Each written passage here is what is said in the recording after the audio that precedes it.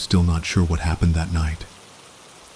I keep replaying it over and over in my head, trying to make sense of it. Maybe I'm just overthinking things, but there's something about that woman, something off, that I can't shake. It all started out pretty normal.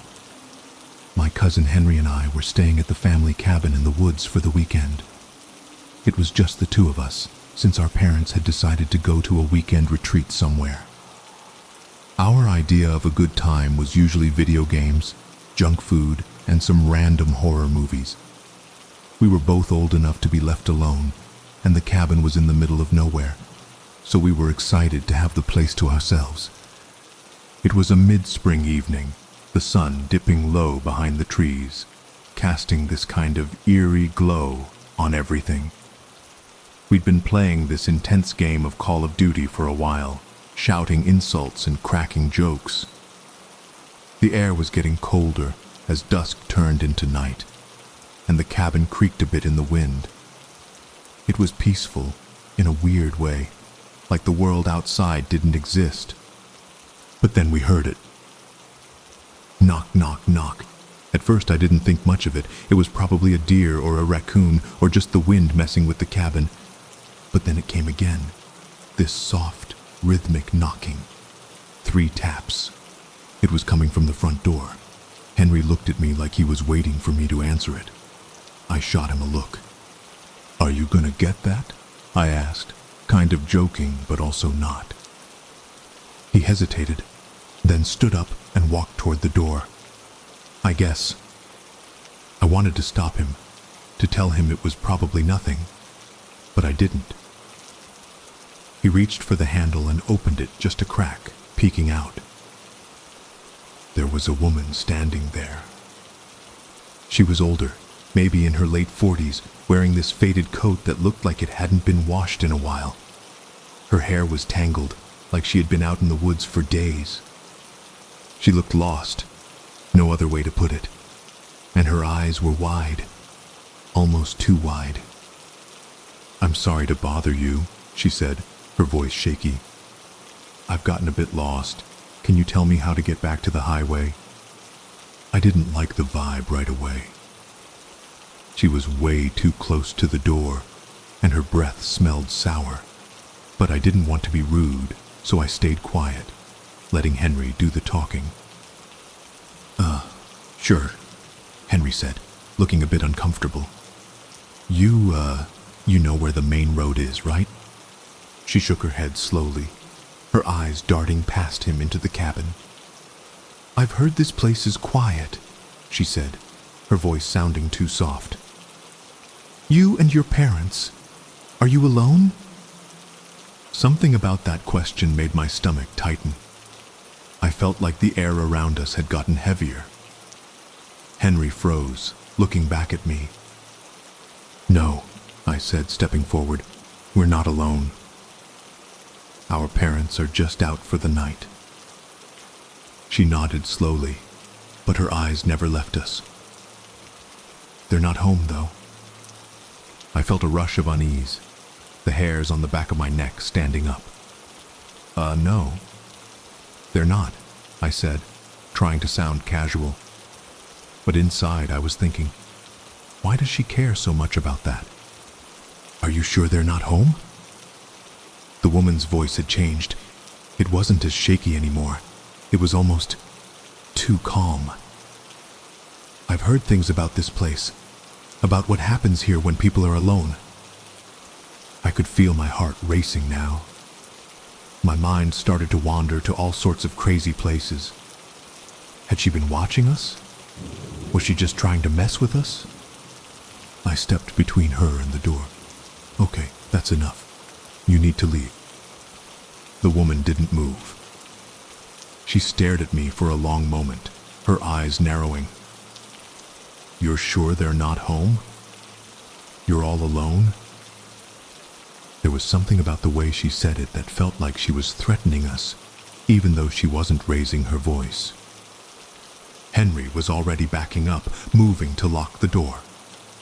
"We need to call the cops," he whispered to me. I nodded. Yeah, now. We locked the door and immediately grabbed our phones. I dialed our parents' number first, but got no answer. I left a panicked voicemail, and then Henry called the police. We stayed in the living room, trying to stay quiet, listening to the soft sounds outside. The woman had moved to the window now, her face pressed against it, whispering something I couldn't make out. Time dragged on. It felt like hours before we heard sirens. By the time the cops arrived, the woman was gone. There were no signs of her anywhere, no footprints, no broken branches, nothing. The police said it was probably just some prankster, maybe someone from a nearby town who had gotten curious. But I couldn't shake the feeling that something wasn't right. The weirdest part. When the cops checked the area, they said there were no cars around, and no one had seen her on the road. I'm still not sure what happened that night. Maybe she was just crazy, or maybe she was looking for something, or someone. I don't know. But every time I think about it, I wonder, was she watching us before she knocked? How did she know our parents weren't here? Was it just a coincidence? Or was she waiting for us to let our guard down?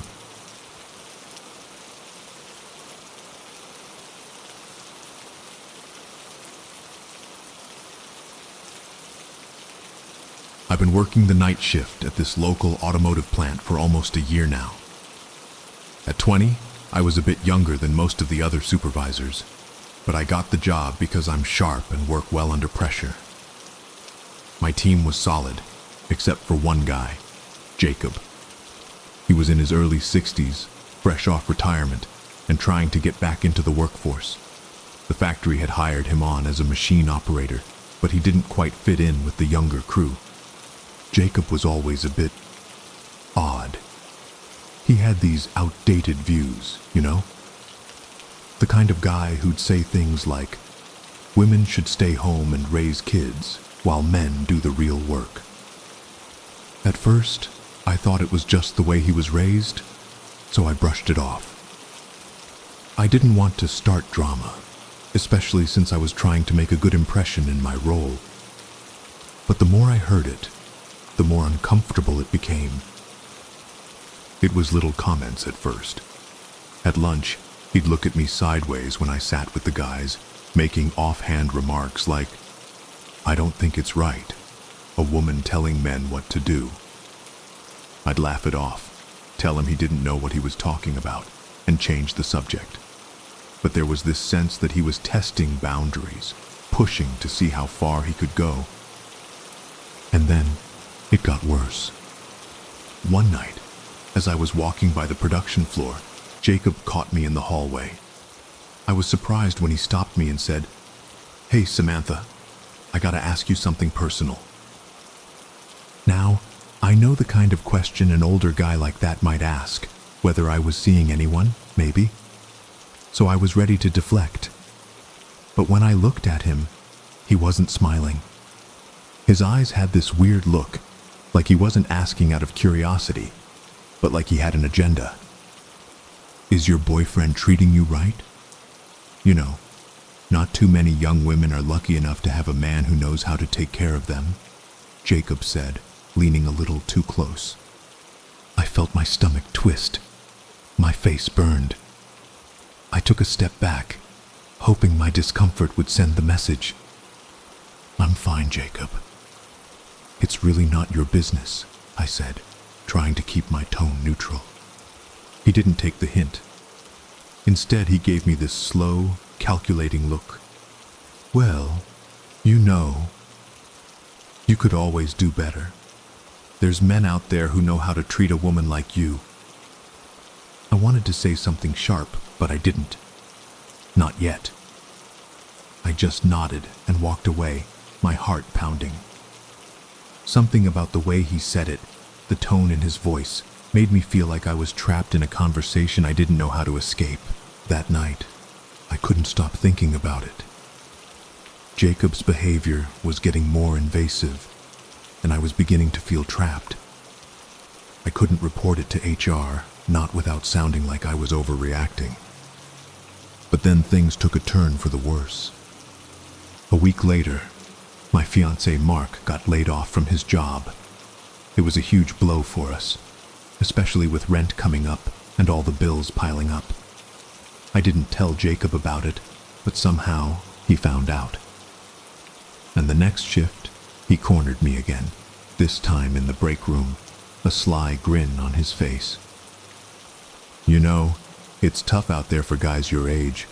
You'd be better off if you let a real man step in," he said, making me feel like I was somehow incapable of handling the situation on my own. I couldn't take it anymore. I snapped. "Jacob, I don't need your help. I'm perfectly capable of handling my life, and I sure as hell don't need you talking to me like that. So keep your comments to yourself, or I will report you." The look on his face shifted from smug to defensive. He looked almost surprised, like he didn't expect me to stand up for myself. I walked out of the break room, my hands shaking. I didn't even care if I made a scene anymore. The worst part. The next day, I started hearing rumors around the factory. People whispering that Jacob and I had a thing going on, that he'd caught me in a vulnerable state when Mark lost his job, and that I was eager for attention. It made me sick to my stomach. I had no idea who was spreading these lies, but I knew Jacob was behind it. I didn't let it slide. I took action. I changed my contact info, cut all ties with Jacob, and went straight to HR. It wasn't easy, and I had to face some awkward conversations with coworkers who had heard the rumors. But I didn't care. I couldn't let him, or anyone, make me feel small or unsafe at work. And that's where the story ends. Or maybe it doesn't. I wonder sometimes if Jacob was just an old man set in his ways, or if he had darker intentions. I wonder if I was the only one he targeted, or if there were other women he'd tried to manipulate. And every now and then, I hear whispers from other departments about his charm. It makes me uneasy, but I try to push it out of my mind. The whole experience left a mark on me, and I've learned to trust my gut. When something doesn't feel right, I don't just let it slide. But I can't help wondering if Jacob ever paid for what he did, or if he's still out there, doing the same thing to someone else.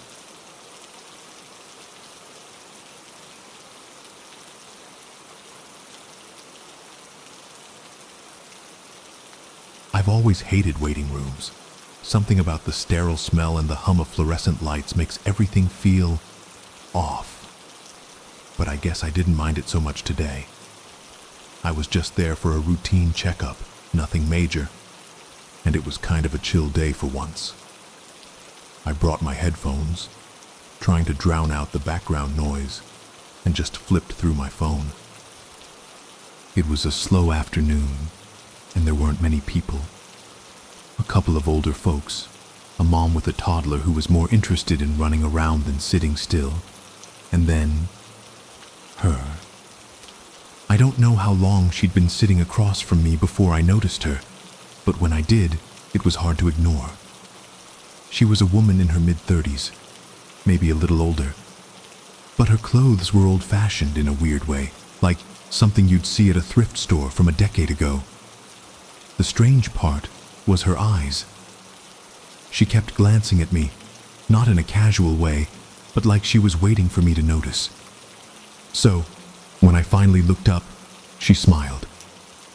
And that smile just didn't feel right. "Hey there," she said, her voice light but with an edge of something I couldn't quite place. "You must be Lily, right?" I froze for a second, confusion prickling at the back of my neck.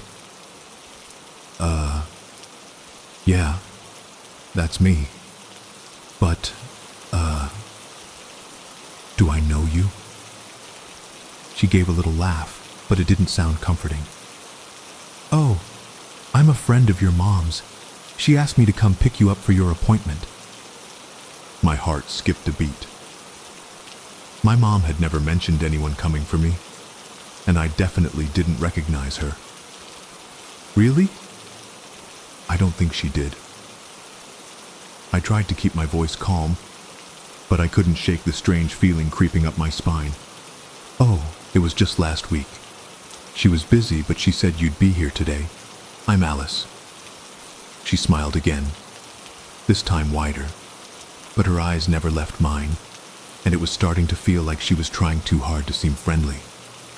The hairs on my neck stood up. I glanced around.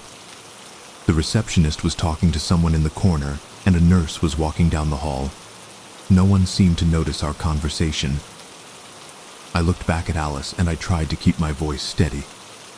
I don't think my mom would have mentioned anything like that. Alice's smile didn't falter. She must have forgotten. But I'm here to help. You don't want to be late for your special appointment, do you? Her tone was insistent now, but not threatening. Just off. It was like she was trying to convince me to agree without fully explaining anything. My gut was telling me something wasn't right, but I couldn't explain why. It was like I could feel the pressure of the room getting heavier, the air thicker, and I knew I had to trust my instincts. I shook my head. No thanks. I'm just here for a routine checkup. I'll be fine on my own. Alice's eyes narrowed, but the smile never left her face. Are you sure? Your mom wouldn't want you to miss this. Something about the way she said, "miss this," made the room feel colder, even though the heat was on full blast. I could feel my palms sweating. Yeah, I'm sure, I said, trying to stand my ground. For a second, she just stared at me.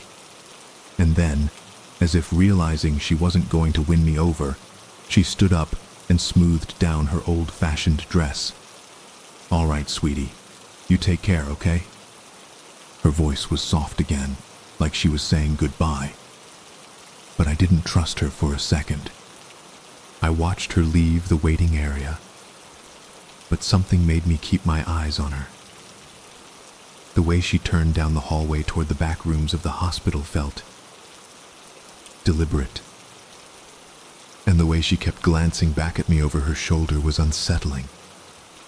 As I sat there, trying to shake the feeling off, I couldn't stop thinking about what had just happened. Why had she been so insistent? Why had she lied about knowing my mom? There was no way my mom would have sent someone like that, especially someone I'd never met. I couldn't just let it go. I stood up and, keeping my distance, followed her down the hallway. The hospital wasn't big, but there were a lot of back rooms and staff-only areas I didn't know much about. As I rounded a corner, I saw Alice again, disappearing into one of the staff areas. The door clicked shut behind her, and I froze. Was she trying to sneak around? I debated going to the front desk to tell them, but what if I was just being paranoid? I didn't know what was going on, but my gut was screaming at me to trust my instincts. I never saw her again after that. I told the receptionist, and they checked the security footage, but there was no sign of anyone fitting her description after I'd left the waiting room. The nurse didn't remember her either. That night, I kept wondering about Alice. Was she really just confused? Maybe she had mistaken me for someone else? Or was there something more sinister going on? I can't stop thinking about how she had looked at me, like she was waiting for me to trust her. But the whole situation felt off. And now, weeks later, I still wonder if I made the right call. What if something happened to someone else because I didn't act faster? Who was she really? I might never know.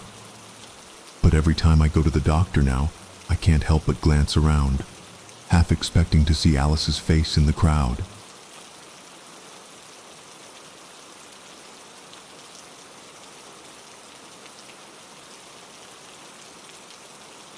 It started as one of those perfect afternoons you wish you could bottle up and save for a rainy day.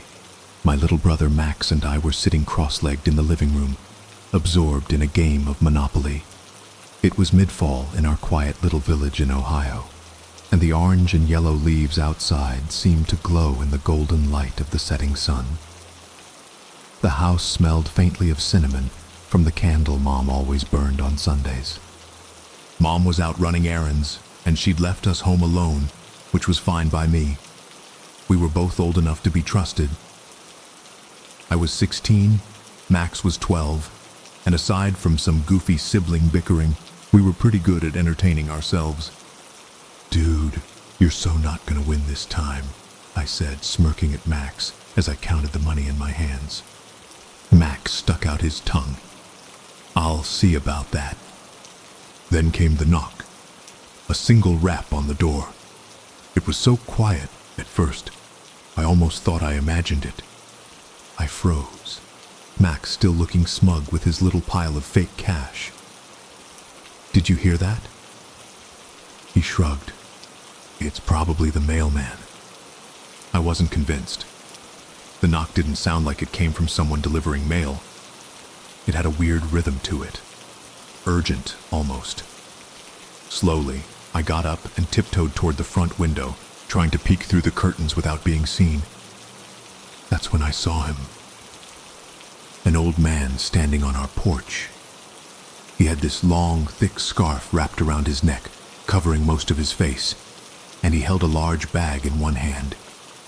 His coat was bulky, and there was something off about the way he was standing, like he was hiding something underneath. My stomach churned. "Who is that?" Max asked from behind me. "I don't know," I whispered. "I don't think he's ever been here before." I turned the lock on the door quietly. I was hoping that would be enough to keep him from pushing further. But then he knocked again. This time harder, more insistent. My heart started to race. "Maybe it's just a lost person or someone looking for directions," Max offered, trying to sound calm. But there was something about the man's posture that didn't sit right with me. It felt deliberate, like he was waiting for us to answer and getting frustrated that we didn't. I glanced over at Max, my nerves kicking into overdrive. I reached for my phone, fingers shaking as I dialed Mom's number. "Mom, there's this guy at the door," I whispered as quietly as I could. "He's acting weird, and I don't know if we should open up. Can you come home, please?" There was a pause on the other end before she responded. "Stay inside, lock the doors and don't let him in. I'll be home soon." I did just that, grabbing Max by the arm and pulling him away from the window. "We need to hide. Now."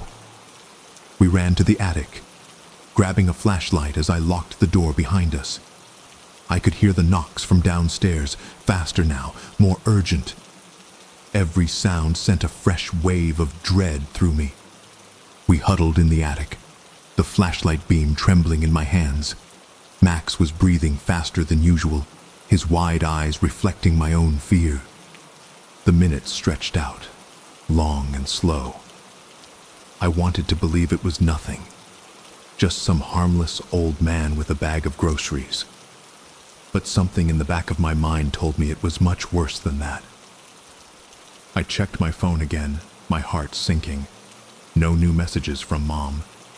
Then, silence. The knocking stopped. I dared to breathe a little easier, but my gut was still in knots. Finally, the sound of Mom's car pulling into the driveway shattered the tension. She rushed inside, her footsteps heavy and quick. She didn't even need to ask. I rushed down the stairs to meet her, but when we looked outside, he was gone.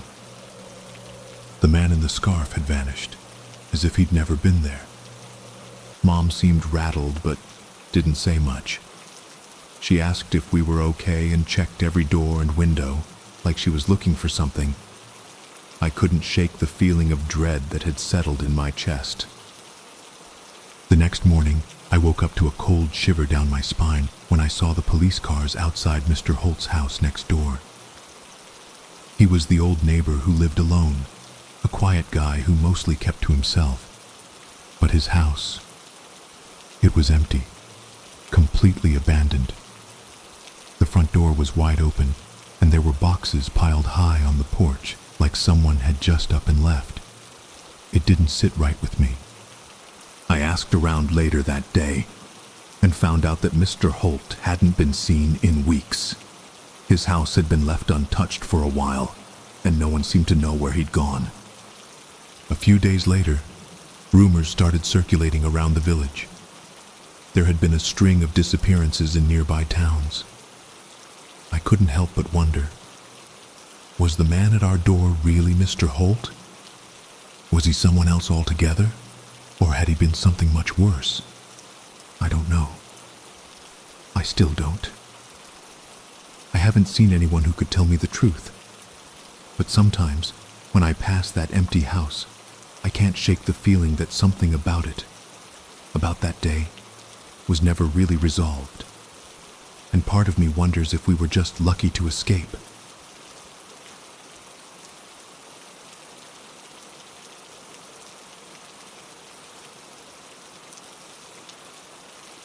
I was 13 when my family moved to that old cottage on the cliffs. My dad, a landscape artist, thought the isolation and dramatic views would fuel his creativity. For Leah and me, though, it was just boring. No internet, no nearby friends, just endless fog and the sound of waves crashing against the rocks. Leah was 16 and way too cool to hang out with me. So, while Dad painted, I spent most of my time exploring the meadows or reading in the musty old library in the house. Life there was uneventful until that foggy evening when everything changed. Dad had left for an art exhibition in the city, leaving us alone for the weekend. He figured Leah was old enough to keep an eye on things, and honestly, we didn't mind. A little freedom sounded great. We spent the evening eating microwave popcorn and watching some romantic comedy Leah liked, laughing loudly at all the cheesy parts. Then we heard it. A sharp creak. At first, I thought it was the wind playing tricks with the gate. But when it came again, louder this time, Leah muted the TV. "Did you hear that?" she whispered, her face suddenly serious. I nodded, feeling a prickle of unease. The gate had definitely moved. But who would be out here? We didn't have neighbors, and the nearest village was a good mile away. We both crept to the window, pulling the curtains aside just enough to peek through. The fog outside was so thick that it swallowed most of the yard, but we could just make out a figure standing near the gate. It was a man. He was tall, wearing a long coat, and he just stood there like he was waiting for something. "Maybe he's lost?" I suggested, though even as I said it my stomach tightened. "Lost in the middle of nowhere?" Leah muttered. She flipped the light switch off, plunging us into darkness. "Don't move." We stayed there, barely breathing, as the man began walking up the gravel path toward the house. His footsteps were slow and deliberate, crunching loudly in the eerie silence. When he reached the porch, he knocked. 3 solid knocks. "Who is it?" Leah called out, her voice steady, but I could see her hands trembling. No answer. The knocks came again, harder this time. "We're not opening the door," she shouted. "Go away." Still no reply. He just kept knocking, over and over, each one more forceful than the last. I clutched Leah's arm, my heart pounding so loud I thought he'd hear it. "What does he want?" "I don't know," she whispered. Minutes stretched into what felt like hours. The knocking never stopped. Eventually, Leah grabbed the cordless phone and dialed 911, but the line was dead. Typical for this place. "Okay," Leah said, her voice cracking now. "We just have to wait him out. He'll leave."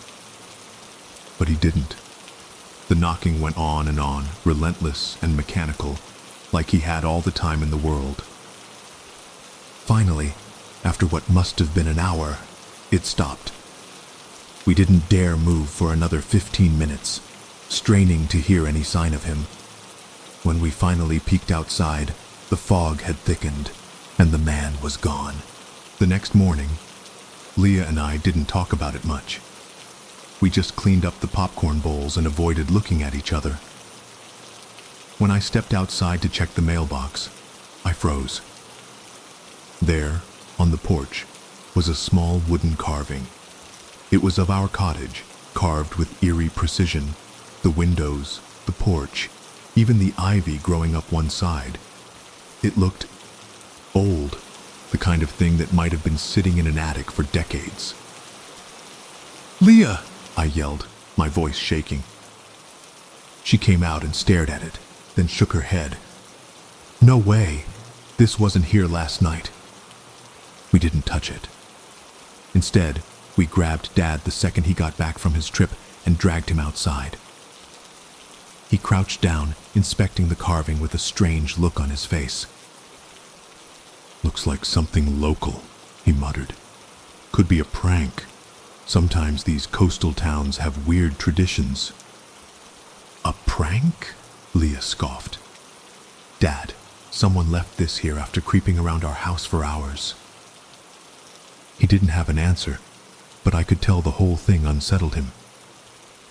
He brought the carving into his studio, promising to ask around town about it. Leah and I tried to get back to normal, but the house didn't feel the same after that. A few days later, Dad came home looking uneasy. "I showed the carving to a few locals," he said. "Nobody recognized it, but..." He hesitated, then forced a smile. "Don't worry about it. Probably nothing." But I noticed that after that, he started keeping his studio door locked. We never saw the man again, and life eventually moved on. Still, I couldn't shake the feeling that the carving was more than a prank. Who would go to all that trouble? Why? Years later, when we moved out of the cottage, I asked Dad about the carving. He just shook his head and said he'd gotten rid of it. I didn't press him, but sometimes I wonder, did he really throw it away? Or did he know something he didn't want us to know? I'll never have the answers, and maybe that's for the best. What I do know is that I've never felt the same about quiet, foggy nights. Something about them still makes my skin crawl.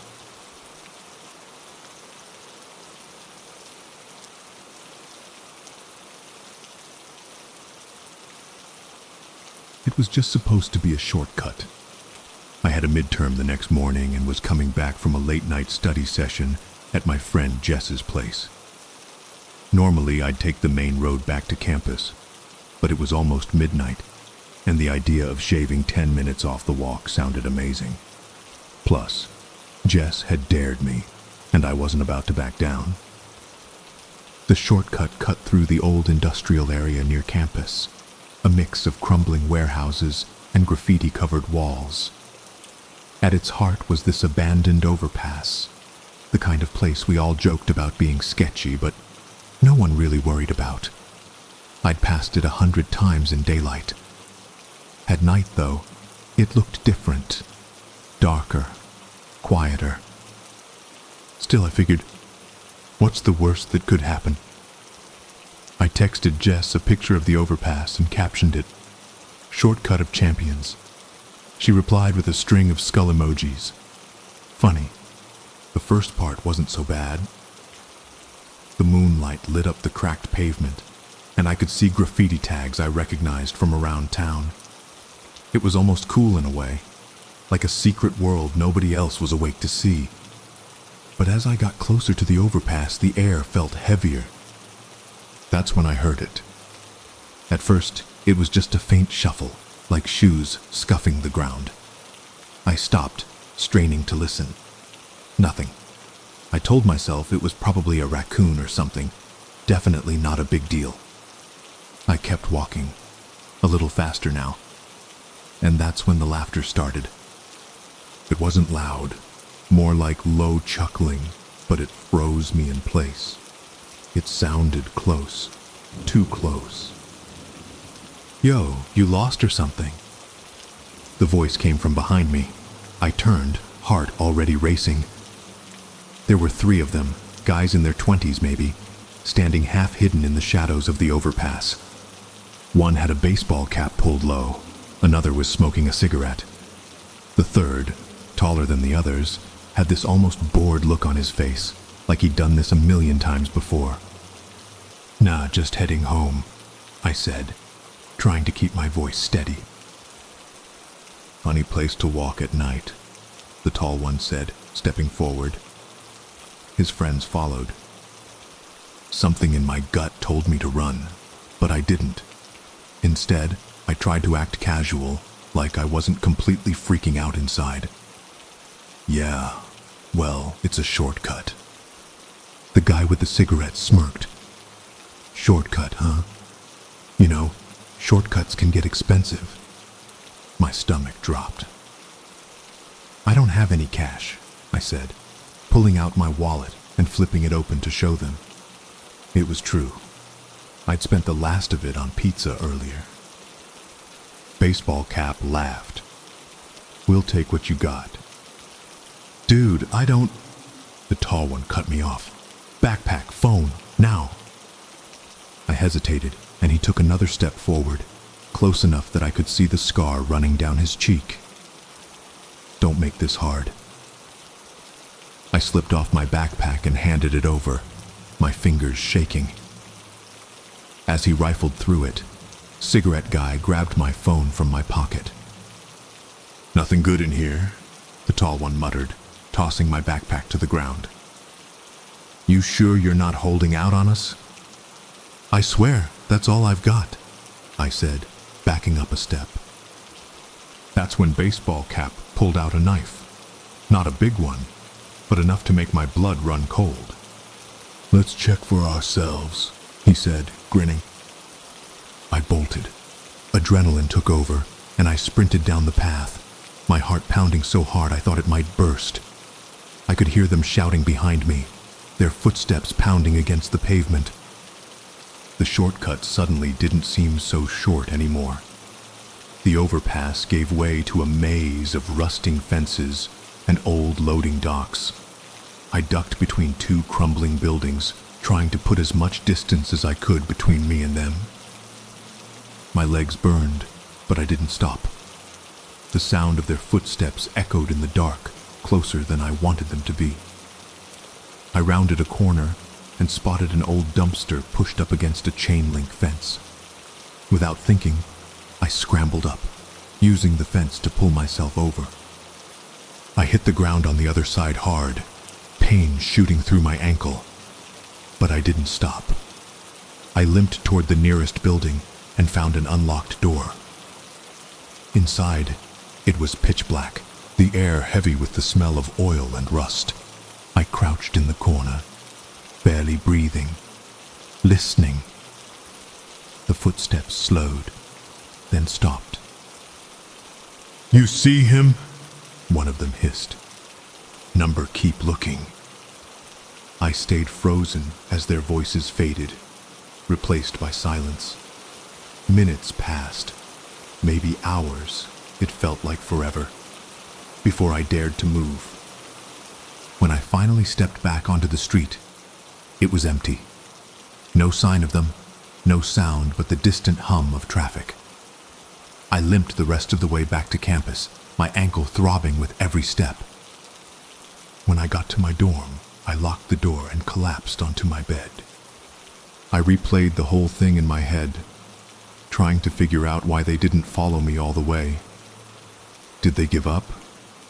Or were they waiting, hoping I'd come back out?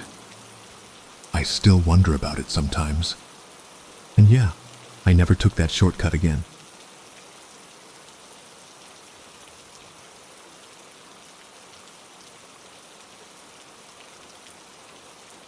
been a delivery driver for a few years now, mostly working late-night shifts. The roads are quieter, the air cooler, and honestly, I enjoy the solitude. It was supposed to be just another night, a couple of pizzas, a few drinks orders, and then I'd call it quits by 2 a.m. That night, I had one last delivery to a house on the edge of a suburban neighborhood. The streets were lined with those tall streetlights that flicker every now and then, casting weird shadows. I didn't think much of it. This area was always a little eerie late at night. I was halfway through the delivery when I noticed the truck. It wasn't anything fancy, just a large, unmarked box truck. At first, it was behind me at a normal distance. Nothing unusual. I took a left turn, and so did they. Then a right. Another right. They were still there. I tried brushing it off. Maybe they lived around here, and it was just a coincidence. But when I slowed down to let them pass, they didn't. Instead, they stayed back, matching my pace. That's when I felt the first ripple of unease. When I reached the customer's driveway, I pulled in and grabbed the order. The truck rolled past me, finally, and I let out a relieved breath.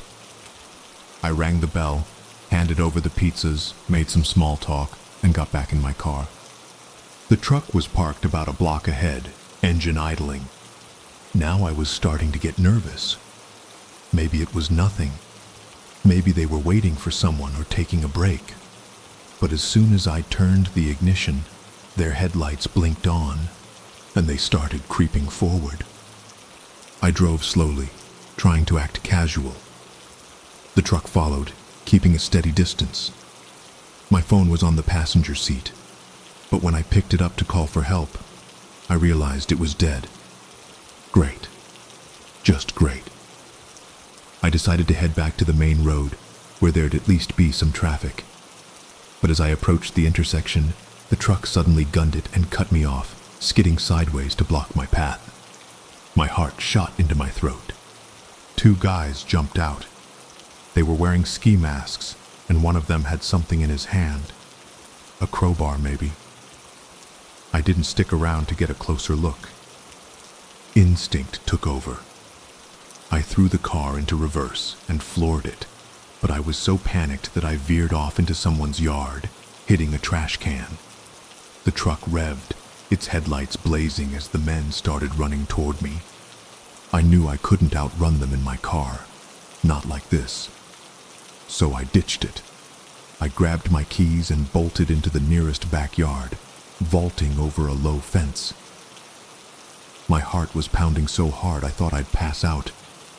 I could hear them shouting, their boots crunching on gravel as they came after me. I ducked behind a shed, trying to catch my breath.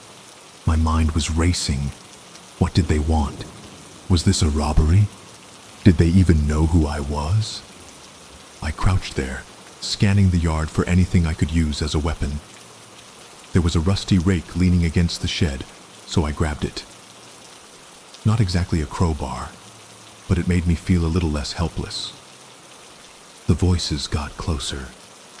One of the guys was on the other side of the shed, his shadow stretching across the grass. I could see the glint of something metal in his hand. I didn't wait to find out what his next move was. I swung the rake around the corner with everything I had, catching him in the leg. He yelped and stumbled, giving me just enough time to sprint toward the gate. I hit the latch and ran into the next yard, then the next, zigzagging through the neighborhood like a scared rabbit. After what felt like an eternity, I finally reached a busy street. I flagged down the first car I saw, a minivan with a sleepy-looking mom behind the wheel. She rolled down her window and I babbled something about being chased. She must have seen the panic on my face because she unlocked the door without asking too many questions. I climbed in and we sped off. When I finally explained everything to the police, they found my car a few blocks away, trashed but still there. No sign of the truck or the masked men. My car wasn't broken into or stolen. It was still intact, and nothing was missing. But I was so rattled at the time, I didn't even check. I later thought maybe they were just trying to scare me, not steal anything. I had the car repaired, but after that night, nothing felt the same. For the next few days, I didn't even want to go to work. Every time I got in the car, I kept thinking, what if I see that truck again? I kept asking myself, what would have happened if I hadn't grabbed that rake or made it to the street in time? But no matter what I did, I couldn't shake the fear. That night still haunts me. I'll never know who those guys were, what they wanted, or what they would have done if I hadn't escaped. But I'm never taking another late night shift again. Some tips just aren't worth the risk.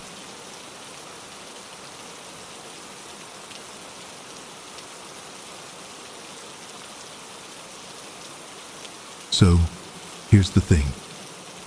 I've always been one of those people who loves to get a good run in early in the morning. There's something about the quiet, the fresh air, and just getting my head clear before the chaos of the day. It's like my little slice of peace. Anyway, this happened a few months ago, but I can still remember it like it was yesterday. It was just a normal Saturday morning. I got up around 6, put on my running shoes, and decided to hit the trail behind my apartment. It's this forested path that winds through a park and goes deep into the woods. Beautiful in the spring, birds chirping, sun just starting to come up, nobody really around. The kind of place where I could let my mind wander, you know? I'd been running for about 20 minutes when I noticed something weird. I know, you're probably thinking, what? Already? But hear me out. It wasn't anything huge at first, just a weird feeling, like someone was watching me. You know how you sometimes get that prickling sensation on the back of your neck? Yeah, that. But I shrugged it off. It's a forest, right? Animals, maybe some other joggers. Nothing too strange. The trail had a bend where the trees got thicker, and as I rounded it, I noticed a guy standing off to the side, kind of half hidden behind a tree. I didn't think much of it at first. He was probably just resting or taking a break, maybe stretching. But the more I ran, the more I realized he hadn't moved. And that was odd, because I swear I didn't see him when I came through earlier. I tried to shake it off and picked up my pace, but I swear I couldn't stop glancing back. My gut was telling me something wasn't right, but I kept convincing myself I was being paranoid. It wasn't until I heard the sound of footsteps that weren't my own, that I started to panic. At first, I thought it was just someone catching up with me. It's a popular spot for runners. But then I realized the steps weren't matching my pace. They were too fast, too heavy, and definitely closer than they should have been. I tried to speed up, my heart pounding in my chest, but the footsteps got louder. I looked over my shoulder, and there he was, the guy from earlier. He wasn't just walking anymore. He was running after me, and there was something in his eyes, something off. I'm not going to lie, my mind went completely blank for a second. But then instinct kicked in. I swerved off the main trail, cutting through the brush and deeper into the woods. My thoughts were a blur, just trying to put as much distance between me and this guy. I could hear him crashing through the trees behind me, his breathing heavy and uneven. The path I was on wasn't a marked trail, more like a deer path. And as I tried to push forward, I realized how stupid it was to have gone so far off course. The trees were thick, and the ground was uneven. But I kept running, praying I wouldn't trip. I didn't dare look back anymore, but I could hear him, always just a little too close. I tried calling 911, but of course, no service. Typical. That's when it really hit me. No one even knew where I was. I was miles away from any main road, alone, and this guy was still following me. My legs were burning, and the adrenaline was making everything feel blurry. But I couldn't stop. I couldn't let him catch me. Eventually, after what felt like hours, I broke through the woods and onto a small, rural road. I had no idea where I was, but I didn't care. I just kept running. The guy wasn't behind me anymore, but I couldn't help but look over my shoulder every few seconds. I made it to a gas station about a mile up the road, and that's when I finally collapsed, panting, relieved that I had gotten away. I sat there for what felt like forever, trying to calm my breathing. I didn't know what had just happened. Why had he followed me? What was he planning to do? I couldn't shake the look on his face when he saw me. It wasn't just the look of someone trying to catch up with a runner. It was something darker, something predatory. I told the gas station attendant what happened, and he was nice enough to give me a ride back to the main road. I couldn't go back to my apartment just yet, though. I kept thinking about that guy. Had I narrowly escaped something far worse? Or had he just been messing with me? To this day, I still run on the same trail, but I haven't gone back to that particular spot. Every time I pass it, I wonder what would have happened if I hadn't gotten out of there when I did. Anyway, just a reminder. Trust your gut. And if you're ever in a quiet, deserted place and get that feeling, don't ignore it. That guy could have been anyone, but he wasn't. And I'm still not sure what his intentions were, but I'm thankful I'll never have to find out.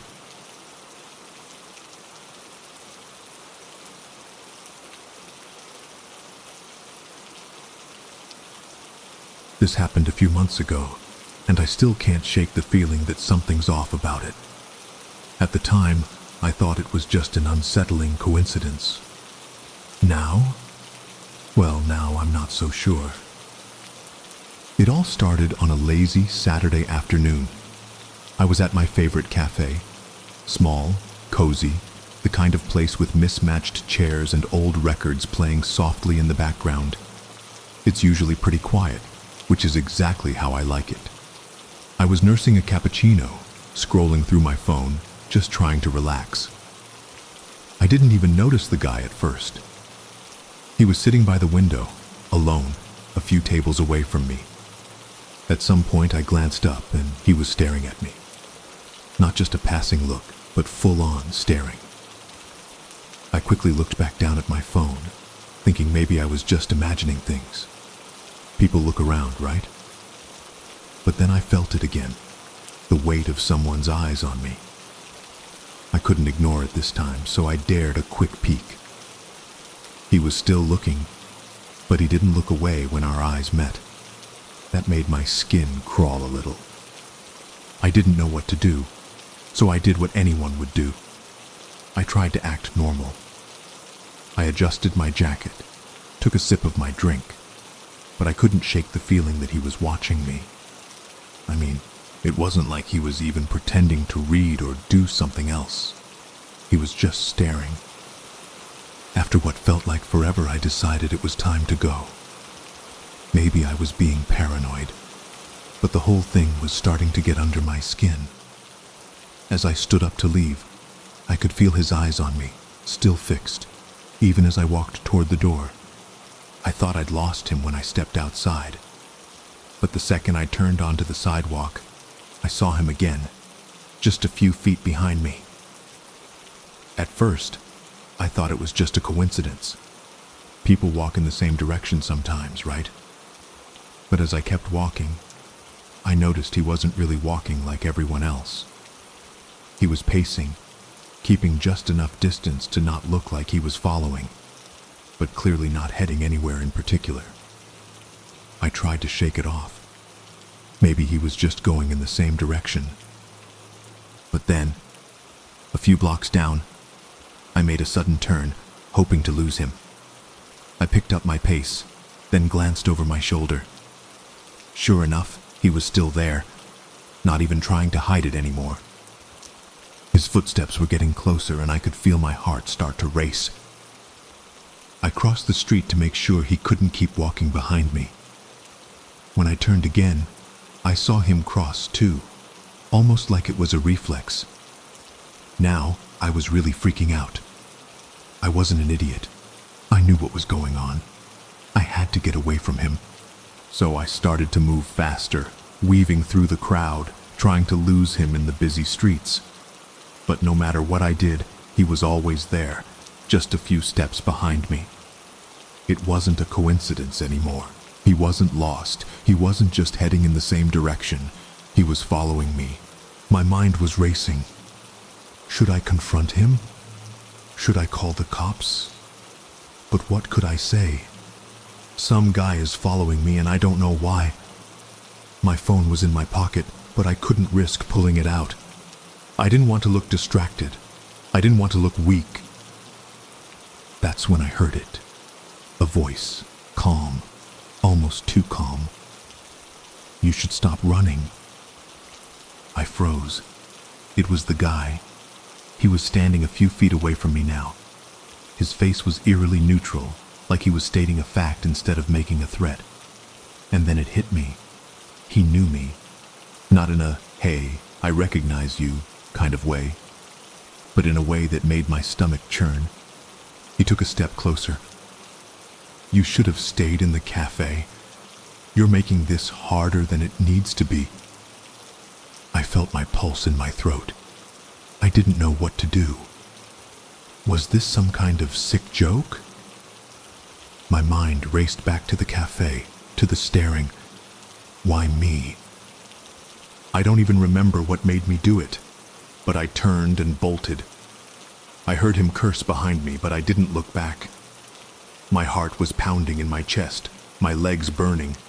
I didn't care. I ran as if my life depended on it, and I didn't stop until I was in a crowded area where I could breathe again.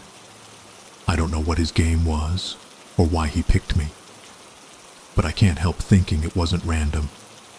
He knew something. He knew I was alone, knew I wasn't paying attention at first.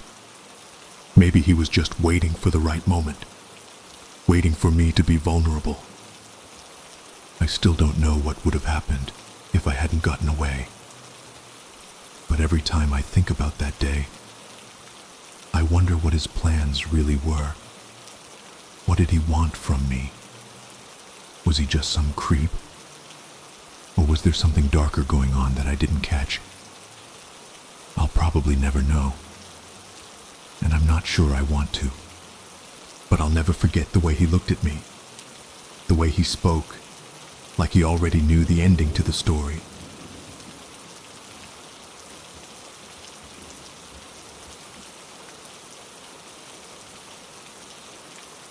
It was supposed to be a quick stop, just a layover between trains before heading to my final destination. I'd been traveling all day and was eager to finally get to my friend's house in the next town over. It was late. The station was almost empty and the air was heavy with the hum of the fluorescent lights above. I figured I could catch up on some reading until my next train arrived. No big deal, right? I walked into the small, dingy waiting area of the station and found a seat by the window. The benches were hard, and the place had that sterile, almost abandoned feeling that train stations always seem to have at night. A few other passengers were scattered around, one guy snoring loudly in the corner, an older woman with her head down, probably asleep, and a few workers shuffling about, doing who knows what. I cracked open my book, but after a few minutes, I felt someone watching me. Not in a casual way, more like they were really studying me. I glanced up. There was a man standing near the entrance, looking right at me. He was dressed in a dark coat, a little too nice for a place like this, but not in an overtly fancy way. Just, well, off. He had a kind of intense gaze, like he was trying to figure something out. And then he smiled. I didn't smile back. I turned my attention back to my book, hoping he'd leave me alone. The last thing I needed was to get involved in some weird interaction during my layover. but something made me glance up again a minute later. The guy hadn't moved. He was still standing by the door, staring at me. Now it was starting to feel strange. Maybe it was just the isolation messing with my head, but his eyes didn't seem right. "Hey," he said suddenly, breaking the silence. I blinked, surprised. Hey. "You're traveling alone, huh?" he asked, his voice low and a little too smooth. It was the kind of voice that makes you feel like they already know everything about you. I hesitated, unsure how to respond. "Yeah," I said, trying to sound casual. "I'm just waiting for my next train." He took a few slow steps closer, and I could feel my stomach knotting up. Something about this wasn't sitting right with me. "What's your name?" he asked. I felt a chill run down my spine. I wasn't the type to get freaked out by small talk.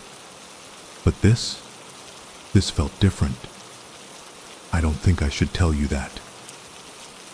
His smile didn't falter, but his eyes seemed to sharpen. "Come on, you're not really going to make it difficult for me, are you?" He stepped closer still, now standing just a few feet away from my seat. I could smell the faint scent of cologne mixed with the stale air of the station. It made my skin crawl.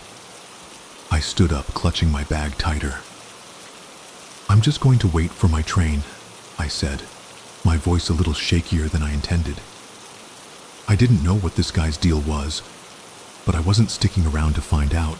He chuckled, like my discomfort amused him. "You don't even know when the next train's coming, do you?" I froze. I hadn't checked the board in a while.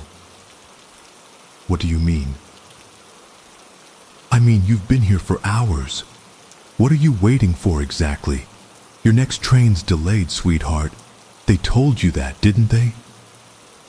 I could feel the blood drain from my face. I hadn't heard anything about a delay. In fact, there hadn't been any announcements. I hadn't seen anyone from the staff around for a while either. The man took a step closer again, his grin widening.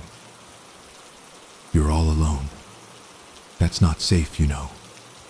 Not in a place like this." I took a deep breath, trying to steady my nerves. "I don't know what you want, but I don't have time for games." He tilted his head, a strange glint in his eyes. "Games? Oh no, no games here, darling. Just waiting. Waiting like you. The only difference is I've got all the time in the world."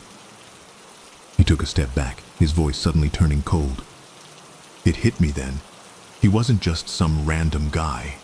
He knew something. Knew something about me or about this place. The way he spoke. The way he knew the train was delayed before I did. I felt an overwhelming urge to run, but the station felt like it was closing in on me. Where could I go? Everything felt wrong. I turned and sprinted to the nearest exit, heart racing. I don't know how long I ran or how far I got. All I could focus on was getting away from him, from that smile, from the feeling that something terrible was about to happen. Eventually, I found myself outside, the night air biting against my skin. I glanced around, breathless, trying to make sense of what had just happened. He was gone, like he'd evaporated into the night.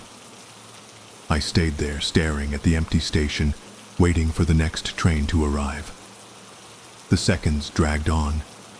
The place was silent, empty. I could still feel the weight of his presence, like he was somewhere in the shadows, watching me. The train finally arrived, and I didn't look back. I didn't know what to make of the encounter. Was he just a weirdo? Or was he something more? Something I should have been more afraid of? The whole thing felt like a bad dream, but I couldn't shake the feeling that I had narrowly escaped something far worse.